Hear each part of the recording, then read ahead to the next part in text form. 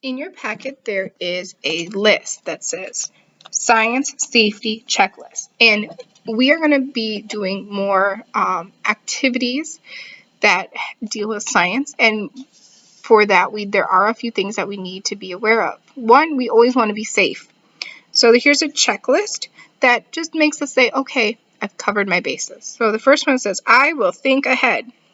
So when we do science, we don't want to be running around trying to find things as we do them. When you get older and you start working with chemicals, you can't just leave a chemical lying on a table. So before you start anything, you need to go through and you need to make sure that you have all of your supplies, all of the things that you're going to need to do that recipe or that formula. The next one is, I will read the directions and follow them. In science, this is very important. If you put too much of something in a mixture, it could turn into a different mixture. It could do different things than you're expecting. So we always want to make sure that we read the directions fully, one, so that we are prepared and we have everything we need, but we also want to make sure that we understand what we're doing and in the order we're doing them. Science has a lot of things that need to be in the right order. The next one, I will take care of all science supplies. If you are not taking care of science supplies, then, well, one, we're not going to have them anymore, but two, they could not work like they need to. If you bend your tweezers so they don't tweeze, when we have an activity where you're going to have to use tweezers to pick something up, you're not going to have them, or they're not going to work right, and that's just going to get you frustrated, or you're not going to be able to do the project. Especially when you get older. And a lot of times tweezers are for things that are too small for your fingers to pick up, or things that your fingers should not be touching. There's something called dry ice, which is super, super, super cold, that if you touched it, it would stick to your finger and it would make a really, really bad burn. So those are things that we're not handling right now. But when you get older, those are things that you're going to need to know. And so right now we're kind of preparing you for the things that you're going to do when you're older. It says, I will take care of all the supplies. We just talked about that one. I will clean up when I am done. Well, one, we always want to clean up after we're done. We don't want to leave a mess. It just doesn't work. We lose things. Things break. It's just a mess. When it's science, it's definitely something that we need to do. When you are done with something, you need to clean it up in an appropriate way. Right now, for instance, if you cut open your pumpkin and you left it all over the place, it would start to rot and smell and it would be sticky and gross. So we want to make sure we clean up. Later on, when you're older, if you leave chemicals out, they will change their property and they can do really, really weird things, or they can start on fire and things like that. So again, we want to be able to be clean and respectful to our area. I will return all unused materials to my teacher. That one's not so much right now. You'll get the materials you need. But again, when you're older, it's important so that there's enough for everyone.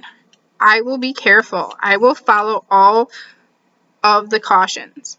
So sometimes when we do science experiments, we'll see a picture of like goggles, and that means that it's saying, oh, you need your goggles, or oh, you need your tweezers, or you need to, there's a lab coat, which is a white coat, or can be any color, but they're usually white, that protects your clothes and your skin.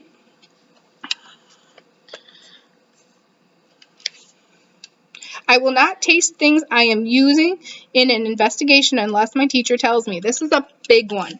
Well, one, because some things we just don't put in our mouths. Two, especially now with COVID. But two, some of the things are old. And if you're putting them in your mouth, you don't know who's touched them or where they've been. They won't taste good, even if they look fun. Like when I was in school, we had marshmallows to do the same project you guys did with the toothpicks to make the shapes. And my lab partner ate all of our marshmallows. Well, we weren't able to do the activity, but also all of the other classes had used the exact same marshmallows as us. And he didn't really feel good afterwards because they were so old. And they didn't taste good, so there was no point in it. There are going to be some activities that we do that you can eat the stuff. It's going to be your things. We're going to send them home with you, or we're going to do them in class when we can finally do stuff in class where you can eat the supplies when we're done. But when we're done, if you eat them before, you won't be able to participate. I will let you know. But as a general rule, we don't put things in our mouth at all or touch our mouths when we're doing science. On the other side of the paper, it's kind of the same safety rules. It's just in the pictures. It says, think ahead. She's going through everything that she's going to need. It says, be neat and clean. Be careful. Do not eat or drink things. These are like the 4 main ones that we want to remember. And this is just a sheet for you to keep at home so that when we're doing our science experiments and sending them home, that you'll follow them.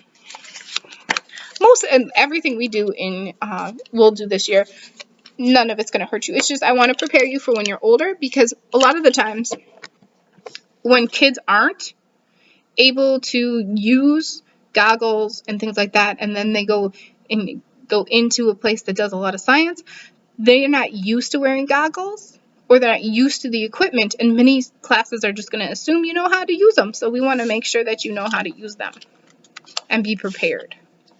Okay, great job. Give yourself a brain kiss.